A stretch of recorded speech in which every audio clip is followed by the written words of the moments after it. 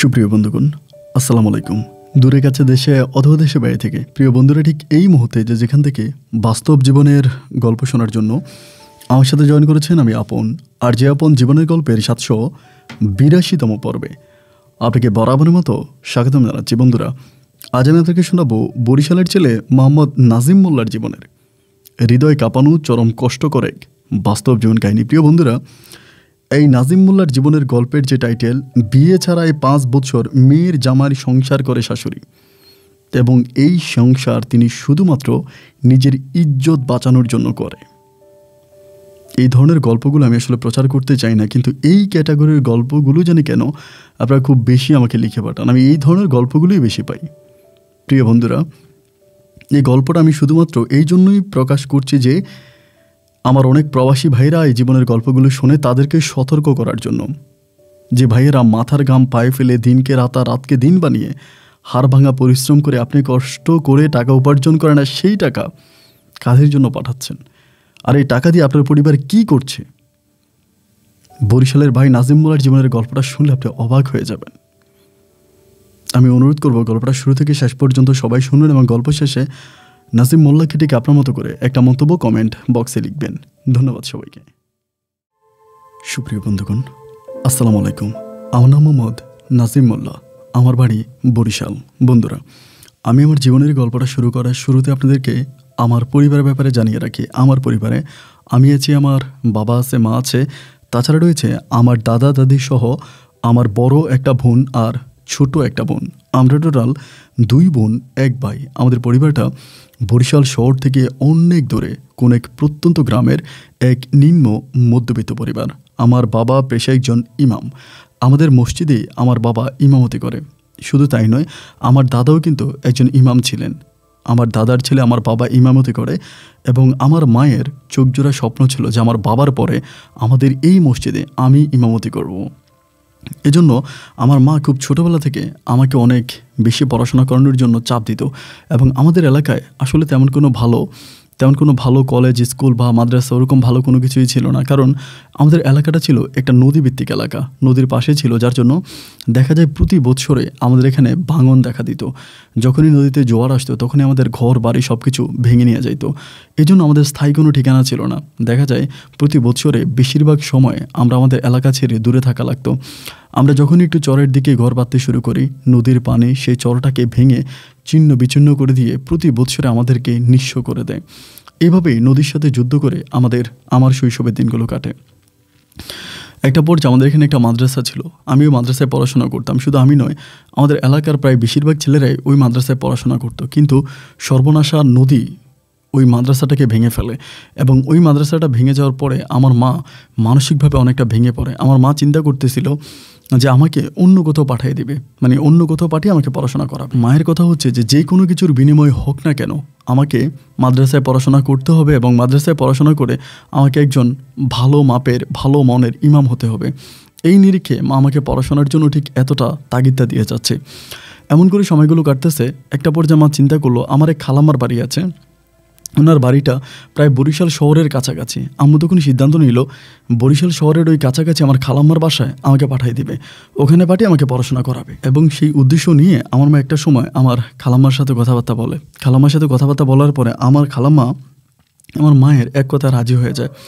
রাজি হয়ে যাওয়ার সবচেয়ে বড় কারণ হচ্ছে গিয়ে আমার খালু যিনি, তিনি হচ্ছে বিদেশে থাকতো, এবং আমার খালাম্মার কোনো ছেলে ছিল না। ওনার ছিল 3টা মেয়ে ছিল, কোনো ছেলে ছিল না। দেখা যায় বাজার সাজার থেকে শুরু করে সবসময় আমার খালাম্মা একটা টেনশনের মধ্যে থাকতো।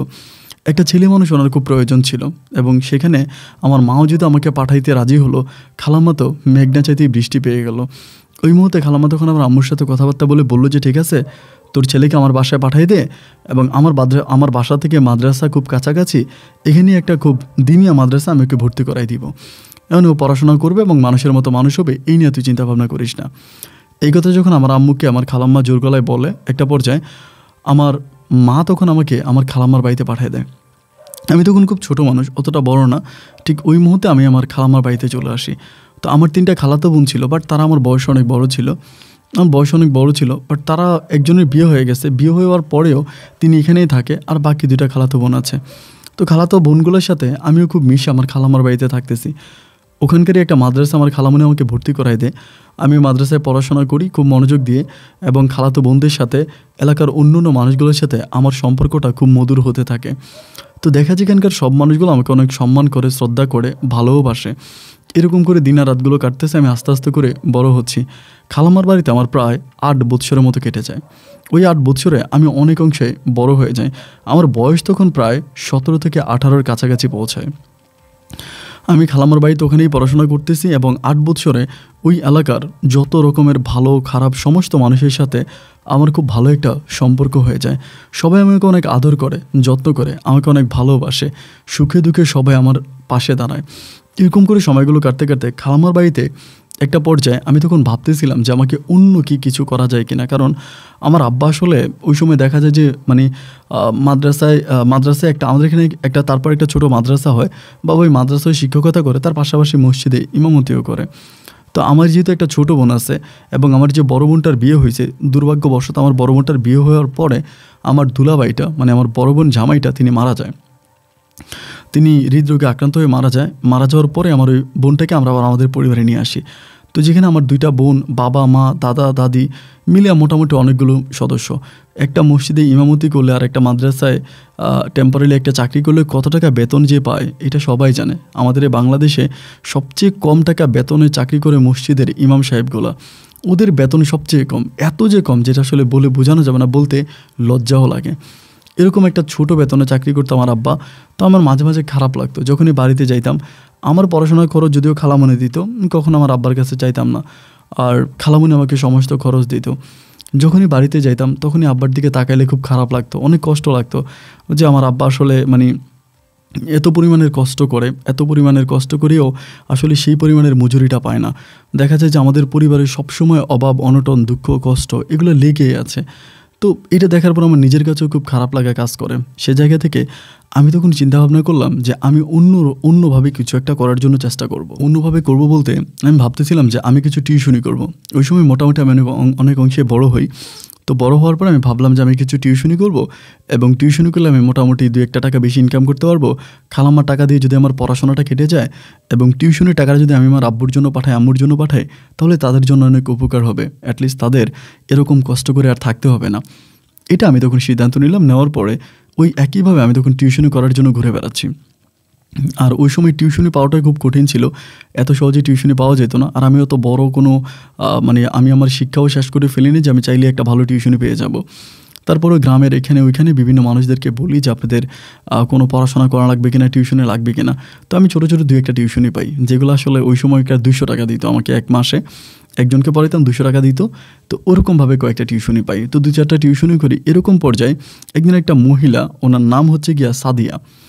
তো ইনি একদিন আমাদের বাড়িতে আসে, মানে আমার খালাম্মার বাড়িতে সন্ধ্যার পরে, মাগরিবের আজানের পরে উনি এসে আমার খালাম্মাকে বলতেছে যে গো, আপনার নাকি কোন বোনপুত আপনার বাড়িতে থাকে, আমি একটু ওর সাথে কথা বলবো, এটা বলে। তো আমি তখন কী করছিলাম, বাচ্চা পড়াইতেছিলাম। খালাম্মার বাড়িতেই 2-4টা মানে 5-6টা বাচ্চা আছে ওইখানে, এগুলো পড়াইতেছি। তো সাদিয়া নামের ওই মহিলাটা আসছে, আসার পরে আমার খালাম্মাকে বললো আমার কথা, খালাম্মা আমাকে ডাইকা দিল। আমি তখন আসছি, ইনি আমাকে বলতেছে আপনার নাম কি? আমি বললাম যে আমার নাম নাজিম মোল্লা। তো আমাকে বলে যাই হোক, আপনি কি মিলাদ টিলাদ পড়ান নাকি, দোয়া পড়েন, আপনি কি মানুষের বাড়িতে দাওয়াত খান?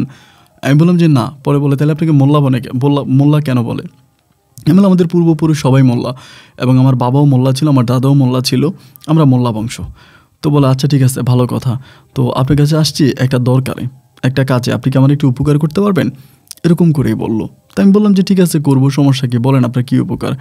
বলে আমার স্বামী তো বিদেশে থাকে, আমার একটা মেয়ে আছে, আমার মেয়েটা পড়াশোনার প্রতি একেবারে অনীহা, মানে পড়াশোনা করতেই চায় না, বইয়ের কাছেই যেতে চায় না। তো আপনি যদি ওর একটু পড়াইতেন। তা আমি বললাম যে আপনার মেয়ে কিসে পড়ে? তো উনি আমাকে বললো এবং স্কুলে পড়াশোনা করে।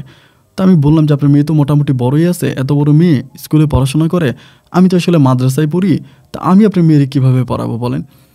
তিনি তখন আমাকে বলতেছে না না না, আমি আপনাকে আমার মেয়েকে ওই স্কুলের পড়াইতে বলি না, কারণ স্কুলে তো সে পড়েই, ওইখানে তার কোচিং আছে, প্রাইভেট আছে, ওইখানে সে যায় পড়াশোনা করে। কিন্তু আমি আপনাকে বলতেছি আমার মেয়েটাকে একটু দিনই শিক্ষা দেওয়ার জন্য, মানে ধরে নামাজ পড়ার প্রতি একটু আগ্রহ বাড়ানোর জন্য, কোরআন শেখানোর জন্য, এবং ইসলামিক শিক্ষাগুলো একটু দেওয়ার জন্য, এটা বলছি।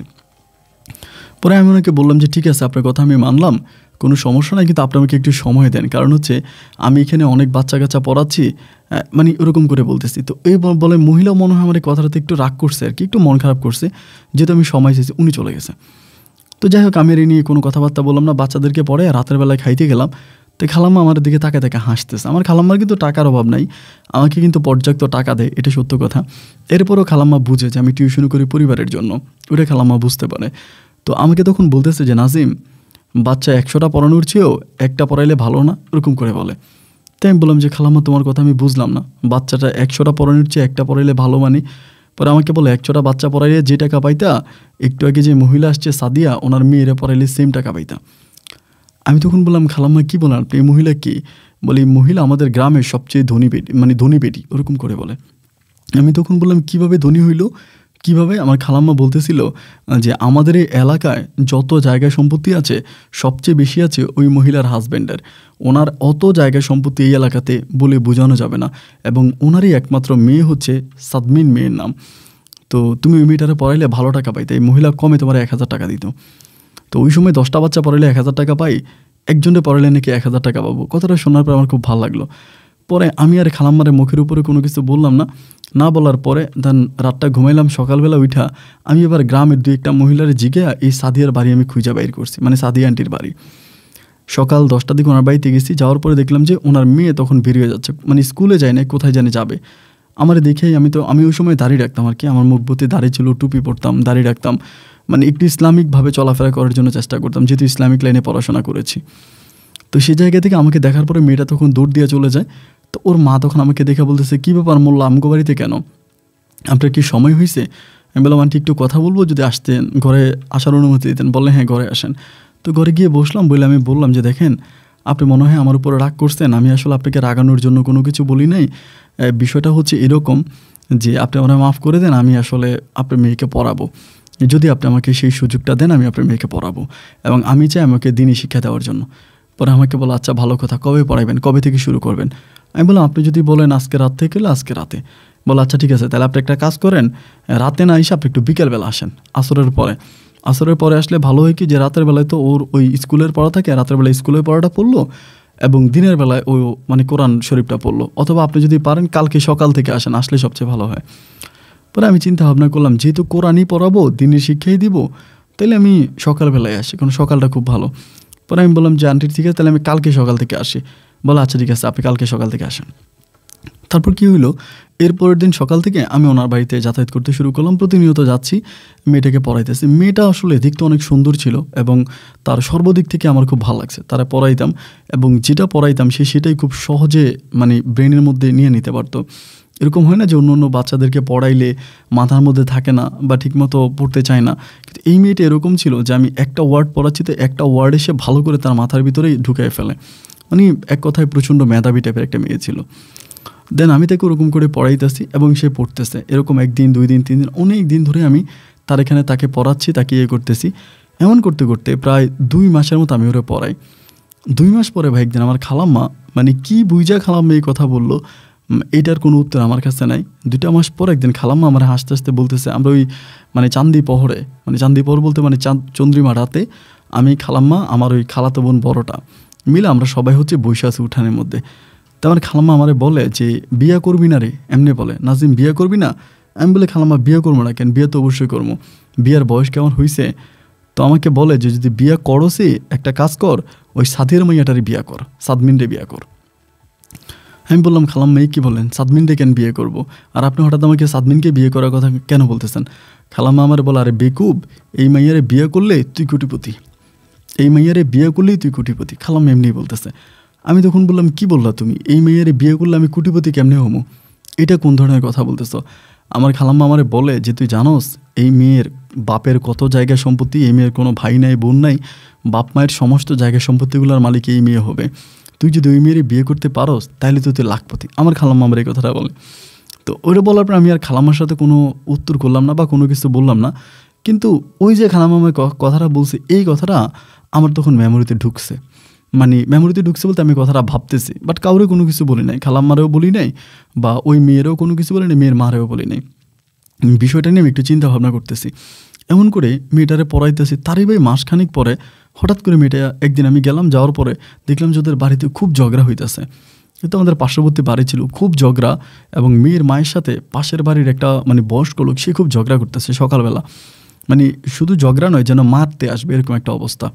তো এই অবস্থাগুলো দেখার পরে মেয়ের মা যখন এরকম করতেছে, মেয়েও এরকম করতেছে, আমি ওই দিন আর পড়াইলাম না, না পড়াই আমি চলে আসছি। এর পরের দিন আমি আবার পড়াইতে গেছি সকালবেলা, দেখলাম যে ওই দিন মোটামুটি একটু শান্ত আছে। পরে আমি সাদমিনকে বললাম যে সাদমিন, তোমাদের সমস্যা কী? তোমার আম্মুর সাথে ওই বয়স্ক লোকটা এরকম ঝগড়া করলো কেন? ওই লোকটা কে?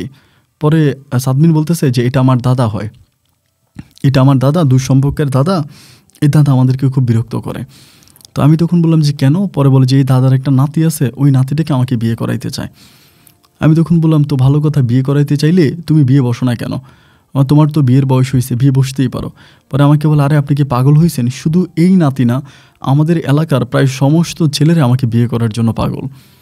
ওর কথা শোনার পর তো আমি বললাম যে ও আচ্ছা, তুমি তো দেখতে অনেক সুন্দরী, এই জন্য হয়তো সবাই তোমাকে বিয়ে করতে চায়। পরে আমারে বলে না স্যার, আপনি সুন্দরীর কথা বলতেছেন কেন? আমি সুন্দরী না, আর বড় বিষয় সুন্দরের কথা না, বড় কথা হচ্ছে আমার আব্বার টাকা। আমার আব্বার অনেক বেশি টাকা আছে, এবং আমার আব্বার টাকার কারণে মানুষ আমাকে বিয়ে করার জন্য পাগল হয়ে গেছে, আর কিছুই না। আমি তখন বললাম তোমার আব্বার অনেক বেশি টাকা আছে? কই, আমি তো জানি না। তোমার আব্বার কীভাবে অত টাকা হইলো?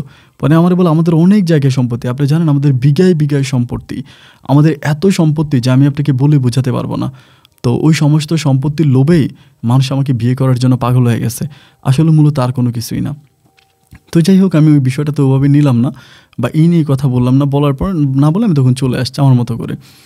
এইভাবে 2-3 দিন যাওয়ার পরে হঠাৎ করে একটা পর্যায়ে দেখলাম যে মেয়েটা স্কুলে যাওয়া বন্ধ করে দিছে। সে যে স্কুলে যাইতো, এবং স্কুলে যাওয়া পরিপূর্ণভাবে বন্ধ। দেন আমি বললাম যে সাদমিন, তুমি স্কুলে যাও না কেন? স্কুলে যাবো না? পরে আমাকে বলে যে না হুজুর, আমি আর পড়াশোনা করবো না, আমার মা আমারে মানা করে দিছে। তো এত সুন্দর একটা মেয়ে, এবং সে যেহেতু দিনী লাইনে এতটা মেধাবী, তাহলে স্কুল লাইনেও সে অবশ্যই খুব মেধাবী ছিল। তো আমি বিষয়টা নিয়ে একদিন তার আম্মুর সাথে কথা বললাম, সাদিয়া আন্টির সাথে। আমি বললাম যে আন্টি, একটা ব্যাপার তো আমি বুঝলাম না, আপনি কিছু মনে করেন না, আমি আপনাকে জাস্ট সহজ সরলভাবে একটা কথা জিজ্ঞেস করি, যে আপনি মেয়েটা তো দিনী লাইনেও খুব ভালো ছিল, এবং স্কুলে পড়াশোনা করতে অবশ্যই ভালো মেধাবী ছিল, মেয়েটাকে আপনি স্কুলে পড়াশোনা না করে কেন এইভাবে নিয়ে আসছেন? কেন তার পড়াশোনাটি এভাবে বন্ধ করাই দিলেন? এর কারণটা কি? পরে আমারে বলতেছে হুজুর, কি আর করবো, মেয়ের বাপে আজকে দীর্ঘদিন ধরে সৌদি আরবে এত বছর, দেশও আসে না, দেশের কোনো খোঁজখবরও নেয় না, এই জায়গায় সম্পত্তি সব এগুলো আমাদের নামে রেখে গেছে। এখন এই জায়গায় সম্পত্তির জন্য মানুষ আমার মেয়ের চিড়ে খেয়ে ফেলতেছে, এবং যে কোনো সময় হয়তো আমার মেয়েটাকে উঠাই নিয়ে যাবে, আমার মেয়েটাকে উঠাই নিয়ে আমার মেয়েটাকে মেরে ফেলবে, এমন একটা অবস্থা করতেছে। আমি এখন কি করব? ওই মহিলা বলতেছে। তো আমি বললাম যে আসলে এরকমটা তো হওয়ার কথা না, কিন্তু মানুষ কেন এরকম করে? মহিলা তখন কান্না করতে করতে বলতেছে সম্পদের জন্য আমার মেয়েরে পাওয়াটা তো বড় কথা না, এরকম আমার কাছে হুমকি আসছে যে স্কুলে যাওয়ার সময় অথবা স্কুল থেকে আসার সময় আমার মেয়েটারে উঠে নিয়ে যাবে, এবং আমার মেয়েটারে উঠাই নিয়ে তারপর আমাদের কাছ থেকে মুক্তিপণ দাবি করবে লক্ষ লক্ষ টাকা। তো ওনার এই কথাটা শোনার পরে আমার তখন অনেকটা ভয় ঢুকে গেল। আমিও যখন এখানে পড়াইতে আসতাম, অনেকে আমাকেও ছোটোখাটো হুমকি দুমকি দিছিল, বাট আমি এই বিষয়গুলোতে এই বিষয়গুলো খুব একটা মাথায় নিয়ে নেই। কে কী বলছে না বলছে এতে আমার কোনো কিছু যায় আসে না, আমি নিয়ে কিছু বলি না। তো এমন করতে করতে তখন আমি তারা পড়াইতাম, অ্যান্ড সে আর তখন মাদ্রাসায় যাইতো না। এইভাবে 8-10 দিন পরে হঠাৎ করে তাদের এলাকার এক ছেলে, আমি ওরে পড়াই আসতেছি, আমার এসে বলতেছে যে আপনার নাম কি, আপনার বাড়ি কই, এগুলো জিজ্ঞেস করলো। আমি তখন আমার খালাম্মার পরিচয় দিলাম, খালুর পরিচয় দিলাম। এই বলে আমাকে তখন বলতেছে যে আপনাকে আজকে বলে দিতেছে, আর বলবো না, আপনি আর কোনো দিন এই সাদমিনটা পড়াইতে আসবেন না। আমি তখন বললাম যে কেন, ওরে পড়াইতে আসবো না কেন? পরে বলে কোনো কেন নাই, যা বলছি তাই, আপনি ওরে পড়াইতে আসবেন না, এবং আপনি ওর এখান থেকে সরে যাবেন, আপনি ওরে আর পড়াইতে আসবেন না, ওদের বাড়িতেও আসবেন না। তো এটা বলার পর আমি তখন গেছি বাড়িতে গিয়া খালাম্মায় তখন জানাইলাম বিষয়টা, যে খালাম্মা এমন এমন কথা, এরকম এক ছেলে। তখন খালাম্মা আমার বললো যে সাবধান, তাহলে তুই আর ওই বাড়িতে যাইস না, এবং ওই বাড়িতে গেলে তোর একটা ক্ষতি হয়ে যাবো। আমার খালাম্মা বলতেছে। আমি বললাম যে খালাম্মা আমার কী এমন ক্ষতি হবে, আমি ওই বাড়িতে গেলে কী এমন ক্ষতি হবে, আমি যাবো, আমি আমার স্টুডেন্টে যাবো। খালাম্মা বলে যে না, যে ছেলেটা তোকে ধমক দিছে ওই ছেলেটা আমাদের এলাকার বড় রাজনীতি নেতা, ও তোর মাইরে ফেলবে, এবং ওর আগে অনেক মানুষকে মারছে, এরকম রেকর্ড আছে। তো তুই আর ওই বাড়িতে ওরে পড়াইতে যাইস না। খালাম্মার কথাটা শোনার পরেই না ভাই, আমার ভিতরটা জানি হঠাৎ কেমন করে একটা কেঁপে উঠলো, যে আমার খালাম্মা কি ভয় পাইছে, আমার খালাম্মা কি ভীত, এবং সব প্রত্যেকটা ব্যাপার তখন আমাকে খুব বেশি পেইন দিচ্ছিল, আঘাত করতেছিল। আমি তখন রাতটা কোনো মতে ঘুমাইলাম। সকালে ঘুম থেকে উঠা মানে আমি যাবো, খালাম্মা আমাকে ডিরেক্টলি বলতেছে যে না, তুই সাদিয়াদের বাড়িতে যাবি না, ওই বেটির বাচ্চারা তুই পড়াইতে যাবি না। খালাম্মা আমাকে যেতেই দিল না, গেল না। এবার বিকেল করে ওই সাদিয়া আন্টি তখন আমার বাড়িতে আসছে, আমাদের এখানে আইসা আমাকে ডাকতেছে যে এই মোল্লা কই, মোল্লা কই। আমি তখন উঠছি, আমার বলে যে কী ব্যাপার মোল্লা, আপনি এই 7 মিনিটে পড়াইতে যান নাই কেন সকালবেলা? আমি বললাম যে আন্টি ঘটনা তো এরকম এরকম, এটা বলতে গেছি খালাম্মা পিছন থেকে এসে আমাকে টান দিছে, টান দিয়ে বলতেছে এগুলো তুই কী বলিস, এইসব কথা বলিস কেন? আমি তখন বললাম যে কি বলেন খালাম্মা, বলবো না ওনার কাছে? বলে না, ওনার কাছে বলার দরকার নাই। খালাম্মা তখন ওই সাদমিনের আম্মারে বলতেছে যে আপনি চলে যান, আমার বোনের ছেলে আর আপনাকে পড়াইতে যাবে না, আপনাকে আর আপনার মেয়েকে আর পড়াবে না, এটা বললো। তখন উনি মানে খুব রাগ করলো, রাগ করে বললো যে কেন পড়াবে না, কারণটা কি? পরে বলে যে কারণ একটাই, সেটা হচ্ছে ওর ওমকে ধমক দিছে, মানে ধমক খায় তো আর আপনার মানে জীবন বাঁচিল, তো আপনার মেয়েরা আর পড়াইতে যাইব না। ওই মহিলা তখন কি বললো মানে আমি জানি না, এটা উনি রাগে বললো নাকি কি করে বললো। পরে ডিরেক্টলি আমার খালাম্মাকে বলতেছে আচ্ছা আপনার বোনের ছেলেটাকে কাছে কি আমার মেয়েটাকে বিয়ে দেওয়া যাবে? এমনি যে আপনার বোনের ছেলেটার কাছে কি আমার মেয়েটার বিয়ে দেওয়া যাবে? এই কথাটাই যখন বললো, বলার পরে আমার খালাম্মা তখন বলে কী বলেন এগুলা? বলে হ্যাঁ আমি ঠিকই বলছি, যদি আপনার বোনের ছেলে আমার মেয়েটার বিয়ে করে তাহলে আমি আমার মেয়েটার আপনার বোনের ছেলের কাছে বিয়ে দিব, এই মোল্লার কাছে আমি আমার মেয়েটার বিয়ে দিব। এইটা যখন বলছে, বলার পরেই আমি তখন এই জিনিসটাকে জাস্ট মানে কথা মানে একটু বাড়তি হয়ে যাচ্ছে, এই জন্য আমি তখন কথাটা ওখানে আটকাইলাম যে খালাম্মা এই ধরনের কোনো কথা নাই, আচ্ছা ঠিক আছে আন্টি আমি কালকে আপনার মেয়েরে পড়াইতে যাবো, এটা বলে তো চলে গেছে। তো যাওয়ার পরে বিষয়টা নিয়ে খালাম্মার আমাকে কোনো কিছু বলে নাই। রাতের খাবার খাওয়ার পরে আমার তখন আর ঘুম আসতেছে না, আমি এইগুলো করতেছি আর চিন্তা করতেছি আর আমার বিষয়টা কী বললো, মানে কথাটা জানাইলো কি, এটা কেমন কথা বললো। যাই হোক আমি এর পরের দিন আবারও পুনরায় সকালবেলা ওরা পড়াইতে গেছি, ওই ছেলের ভয় ভীতি সব কিছু ছেড়ে ভুলে আমি আমার মতো করে ওরা পড়াইতে গেলাম। এখন পড়াইতে গেছি, পড়াইতেছি, ও তখন পড়তেছে, তো পড়তে পড়তে ও তখন মুসকে মুসকে হাসতেছে ওরকম করে, মানে 7 মিনে ও যখন হাসতেছে আমি তখন বললাম কী ব্যাপার, তুমি এই পড়ার প্রতি মনোযোগী না, তুমি হাসতেছো, মুসকে মুসকে হাসো, ব্যাপারটা কি হয়েছে? পরে আমরা বলে না স্যার কিছু হয় নাই, আপনি দিকে তাকাইলে আজকে আমার হাসি হাসি লাগতেছে, ওইটা আমাকে বলে। আমি তখন বললাম যে কেন হাসি হাসি লাগবে কেন, মানে কারণ কি আমারে বলো। পরে বলে স্যার এরকম যদি হয় যে আমি আপনার বউ হয়ে গেলাম, আপনি আমার জামাই হয়ে গেলেন, তাহলে বিষয়টা কেমন লাগবে? এটা বলার পর আমি একটু মানে মোটামুটি রাগ করছি, যেহেতু আমি ওর শিক্ষক। আমি বললাম যে এই বেয়াদব মেয়ে, এগুলো কী বলো, আমি তোমার এই জামাই হতে যাব কেন, আমি তোমাকে কেন বিয়ে করব? পরে আমাকে বলে শুনছি তো গতকালকে আম্মা আপনাদের খালার কাছে গেছে আমার বিয়ের প্রস্তাব নিয়ে। তাই আমি বললাম যে তোমার আম্মা এত কিছু তোমার সাথে শেয়ার করে কেন, তুমি না ছোট, তোমাকে এত কিছু বলা যাবে? পরে আমার বলে আমার আম্মার সবচেয়ে ভালো বান্ধবী হচ্ছে আমি, আম্মু আমার সাথে সব কিছু শেয়ার করে। আমি আর এই নিয়ে ওরে কিছু বললাম না, না বলার পরে ওইখানে ওকে আমি স্টপ করে দিলাম যে তুমি পড়ো, এই বিষয় নিয়ে কোনো কথা বলতে হবে না। এরকম করে পড়াইলাম ভাই, ওই দিনও পড়াইলাম, কিন্তু তারপর দিন থেকে কেন যেন ওর প্রতি আমার ইমোশন বাড়তে আছে, মানে বাড়তেছে বলতে আমি আগে এই জিনিসগুলো কাজ করতো না, মানে এরকমটা কাজ করতো না, বাট এখন ওরে পড়াইতে গেলে আমার ওর শরীরের দিকে নজর যায়, ওর মুখের দিকে নজর যায়, মানে এক ধরনের মায়া আমার ভিতরে কাজ করে। এরকম করে মায়া কাজ করতে করতে আমার কাছে এক সময় মনে হলো যে আমি ওর প্রেমে পড়ে গেছি, যেটাই সত্য কথা। কিন্তু আমি ওরা ভালোবাসি বা ও আমারে ভালোবাসে এই ধরনের কোনো কথা কিন্তু হয় না। ওই যে ওর মা একটা কথা বলছে, ওই কথাটার উপরেই আমি তখন মানে নির্ভর করে পড়ে আসছি যে ঠিক আছে আমি ওরে বিয়ে করব, বা যদি ওর পরিবার রাজি হয় বা ওর মা যদি আমার কাছে বিয়ে দেয়। এরকম করতে করতে হঠাৎ করে ওর মা তখন করলো কি, ওর এক বিয়ে ঠিক করলো। বিয়ে ঠিক করলো অনেক দূরে, আমাদের এই গ্রাম থেকে অনেক দূরে একটা গ্রামে, এবং একটা বিদেশি লোকের কাছে বিয়ে দেবে। ওই লোক নাকি ইতালিতে না ইউরোপের কোন দেশে থাকে, ওই সাদমিনটাও নিয়ে যাবে, ওইখানে বিয়ে ঠিক করছে। মানে সাদমিনের আমার কথা হচ্ছে যে মানে সাদি আন্টির কথা হচ্ছে যত যাই হোক উনি ওনার মেয়েকে এলাকাতে বিয়ে দেবে না। এলাকার মানুষটা যেহেতু এরকম উশৃঙ্খলতা করতেছে, ওনাকে ডিস্টার্ব করতেছে, ওনার ক্ষতি করার জন্য চেষ্টা করতেছে, তো উনি এলাকার মানুষের কাছে ওনার মেয়েকে বিয়ে দেবে না। উনি দূরে কোথাও বিয়ে দেবে, প্রয়োজনে নর্থ বেঙ্গল বিয়ে দেবে, একদম বাংলাদেশের বাইরে বিয়ে দেবে, তারপরেও এলাকার মানুষকে উনি মেয়ে বিয়ে দেবে না। তো এমন করে বিয়ের মোটামুটি কথাবার্তা চলতেছে। কথাবার্তা চলার এক পর্যায়ে আমি তখন সাদি আন্টিরে বললাম যে আন্টি একটা বিষয়ে কথা বলি, কিছু মনে করেন না, আপনার একমাত্র মেয়ে এবং আপনার মেয়েটা কিন্তু দেখতেও খারাপ না, লম্বা, স্বাস্থ্য, চেহারা সমস্ত দিক থেকে আল্লাহ তারা নিজ হাতে বানাইছে এবং খুবই সুন্দর একটা মেয়ে। তো এত সুন্দর একটা মেয়েরে আপনি এত দূরে কেন বিয়ে দিবেন? আপনি চাইলেও তো আপনার মেয়েটারে এলাকার কোথাও একটা ভালো বিয়ে দিতে পারেন। এলাকার একটা কোথাও ভালো বিয়ে দিলে আপনি আপনার মেয়েটাকে দেখতে পারলেন, মেয়েটা আপনাকে দেখতে পারলো, মা মেয়ের একটা মধুর সম্পর্ক থাকলো, একটা ভালোবাসা ভালো লাগা থাকলো। ওই আন্টি তখন আমার বলতেছে আপনি আমার সম্বন্ধে জানেন কোনো কিছু, এমনি বলে।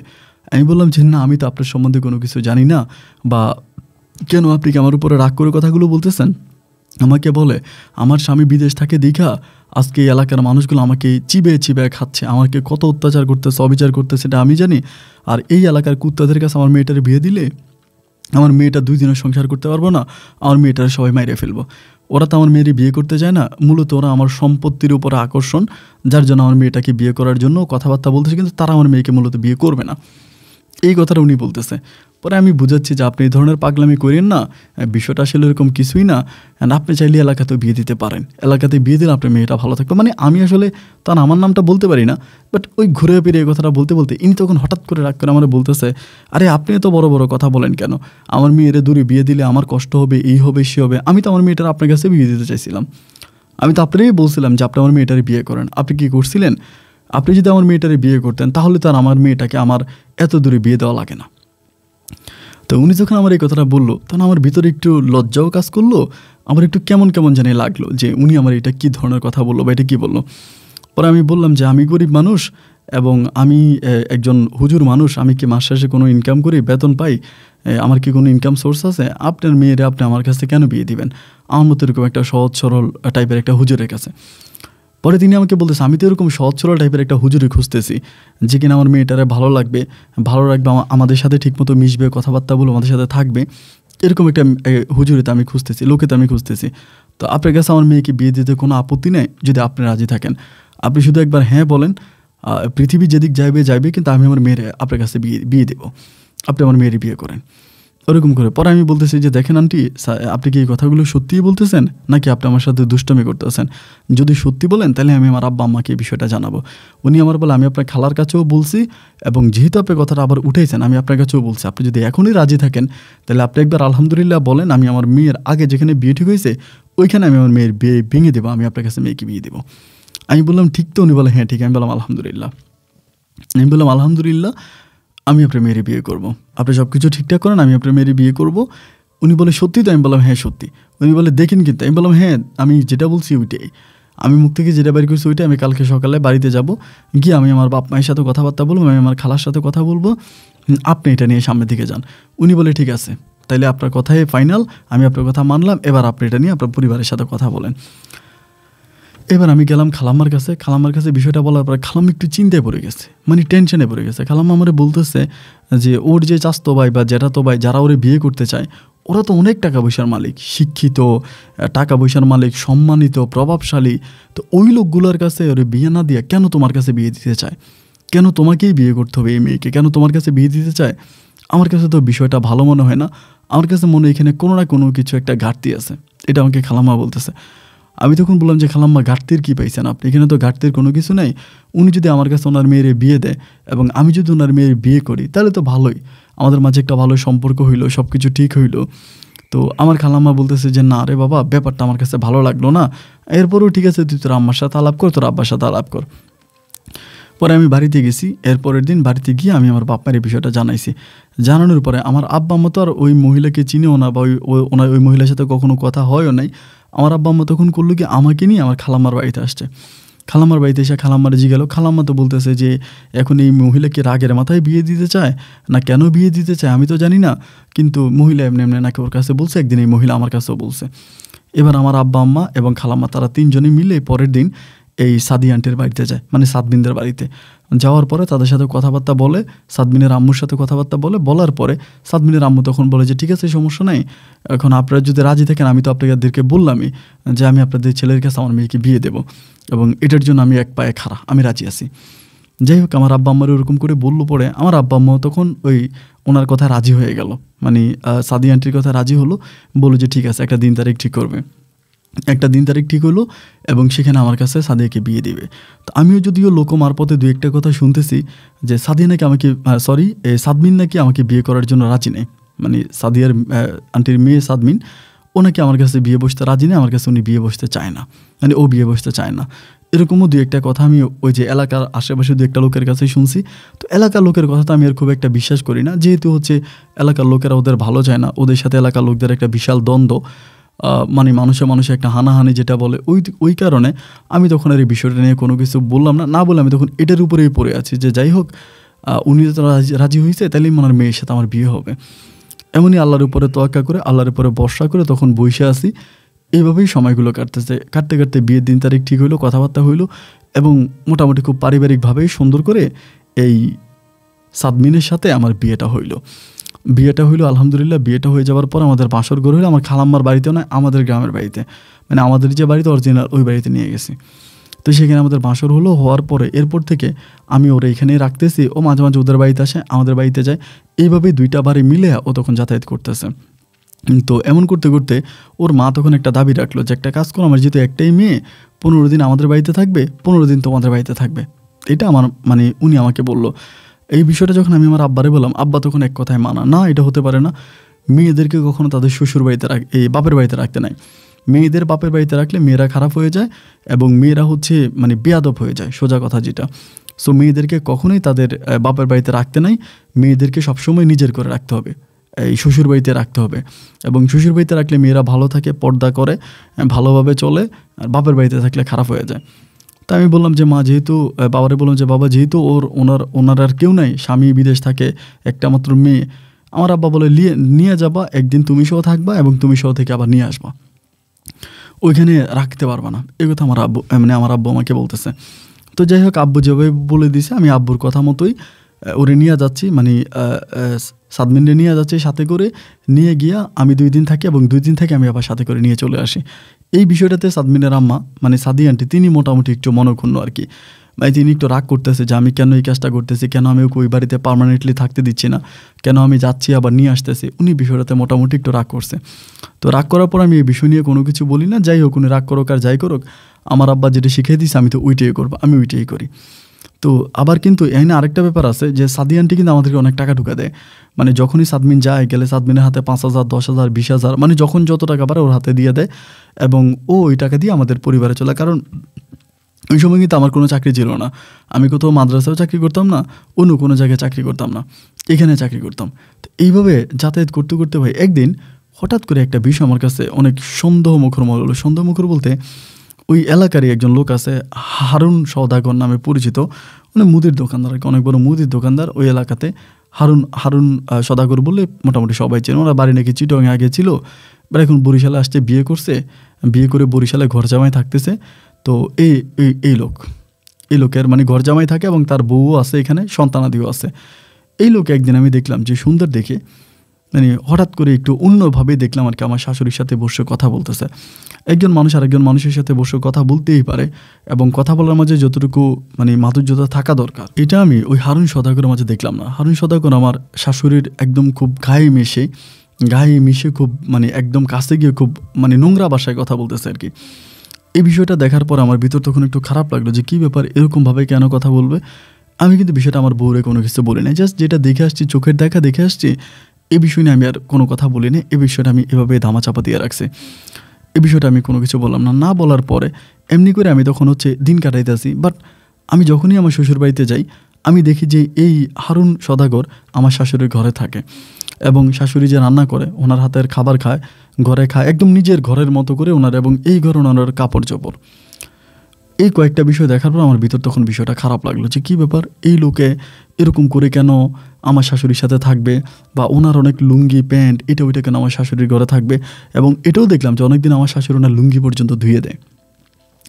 তো আমার শ্বশুর তো দীর্ঘদিন বিদেশে থাকে, মানে সাদমিনের আব্বা, উনি আবার এই বিষয়গুলো নিয়ে, উনি একটু সহজ সরল বোকা টাইপের মানুষ, তো ওনার এইসব কথা বলে লাভ নেই। যদি উনি আমাকে ওই সময় ফোন করতো, আমার সাথে কথাবার্তা বলতো এবং আমাকে সবসময় উনি আমার সাথে ভিডিও কলে পর্যন্ত কথা বলতো, খুব ভালো একটা সম্পর্ক ওনার সাথে আমার।